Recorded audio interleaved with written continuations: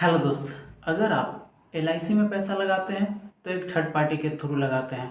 इसी तरीके से किसी भी इंश्योरेंस में जब पैसा लगाते हैं तो उसमें एक थर्ड पार्टी होता है। किसी तरीके से समस्या आने पे आप उस थर्ड पार्टी के पास जाते हैं और उस समस्या का समाधान करवाते हैं।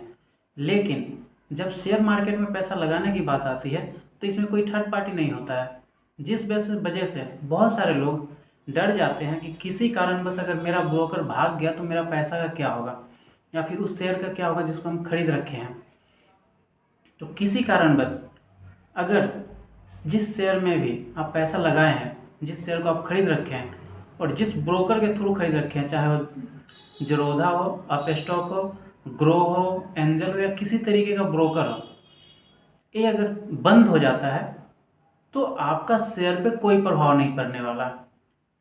हाँ, इसमें थर्ड पार्टी आपको इसलिए नहीं मिलता है क्योंकि उस थर्ड पार्टी को इसमें कोई इनकम नहीं होता। जैसे अगर एलआईसी में कोई एजेंट आपका कोई इंश्योरेंस करवाता है तो उसको कुछ कमीशन मिलता है, लेकिन जैसे शेयर मार्केट की बात आती है तो इसमें आपका इन्वेस्टमेंट डायरेक्ट मार्केट में होता है। अगर म्यूचुअल फंड में करते हैं तो इसमें एक थर्ड पार्टी है, लेकिन उससे भी आपका पहचान नहीं होता। तो इस तरीके से आपका पैसा डायरेक्ट मार्केट में जाता है, तो इसमें कोई थर्ड पार्टी नहीं होता।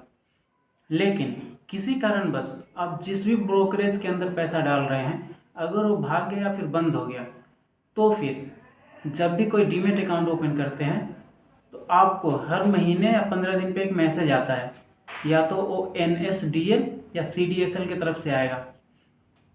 NSDL हो या CDSL हो, ये एक तरीके का लॉकर है जहाँ पे आप कोई भी शेयर को खरीदते हैं, वो दूसरे दिन वर्किंग का जो चालू कामकाज होने का जो समय होता है, उसके 2 दिन के अंदर अंदर आपका जो भी शेयर आप खरीदते हैं वो शेयर उस ब्रोकरेज के पास से सीधे चला जाता है आपको लॉकर में। उस लॉकर में जाके वो लॉक हो जाता है। फिर क्या होगा, अगर आप अप स्टॉक का कस्टमर है, किसी कारणवश अगर अप स्टॉक बंद हो जाती है तो आपके शेयर पे कोई प्रभाव नहीं पड़ने वाला। फिर आपको करना पड़ेगा कि NSDL, जहाँ से भी आपके मेल आईडी पे मैसेज आता होगा, NSDL से आए या फिर CDSL से आए, उससे आपको कांटेक्ट करना पड़ेगा। आपका पैन कार्ड, आधार कार्ड होना चाहिए। आपका जो भी शेयर आपने खरीद रखा है वो फिर आपके अकाउंट में आ जाएगा। फिर आपके कौन सा अकाउंट में आएगा, आपको एक दूसरे किसी दूसरे ब्रोकरेज फॉर्म पे जाना पड़ेगा और उस पर अपना अकाउंट, डीमेट अकाउंट ओपन करना पड़ेगा। इसलिए कहते हैं कभी भी जो नया नया है, छोटा छोटा जो ब्रोकरेज फर्म है, उस पर आप कभी भी अपना डीमेट अकाउंट ओपन ना करें। जो बहुत बड़ा है, जिसके पास कस्टमर बहुत ज़्यादा है, आप उसमें अपना डीमेट अकाउंट ओपन करें। जैसे जरोधा है, अप स्टॉक है, इस तरीके से इस पर अगर आप अपना डीमेट अकाउंट ओपन करते हैं तो इसका कस्टमर बहुत ज़्यादा है, इसलिए कहीं जाने का इसका सवाल ही नहीं उठता। किसी कारणवश अगर बंद होती है तो आप जिस भी शेयर में पैसा लगाए हैं, जो भी शेयर को आप खरीद रखे हैं, वो शेयर कहीं नहीं जाएगा। वो शेयर फिर आप ही के पास आएगा और एक लॉकर में बंद हो जाती है।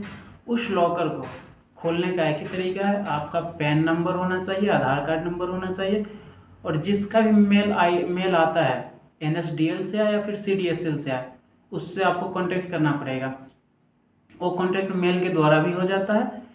उसके बाद एक नया आपका डीमेट अकाउंट ओपन होगा, जो कि उस समय जो चल रहा होगा उस पे अकाउंट पे ओपन करके, और फिर अपना जो भी शेयर को आप खरीद रखे उसको उस पर ट्रांसफ़र करवाना पड़ेगा। इससे ज़्यादा कुछ नहीं होता। मतलब ये है कि अगर आप शेयर मार्केट में इन्वेस्ट करते हैं तो आपका पैसा कहीं नहीं जाने वाला। हाँ, लेकिन शेयर मार्केट में इन्वेस्ट कीजिएगा तो कहीं भी आपको थर्ड पार्टी नहीं मिलेगा जो आपको बताया कि आप शेयर मार्केट में इन्वेस्ट करो। इससे उसका जो इनकम है वो बंद हो जाता है। अगर आप LIC वाले को पैसा जमा करते हैं LIC में, तो वहाँ थर्ड पार्टी होता है, जो एजेंट होता है, वो LIC में पैसा इन्वेस्ट करवाते हैं, क्योंकि उसका वहाँ पे कमीशन बनता है।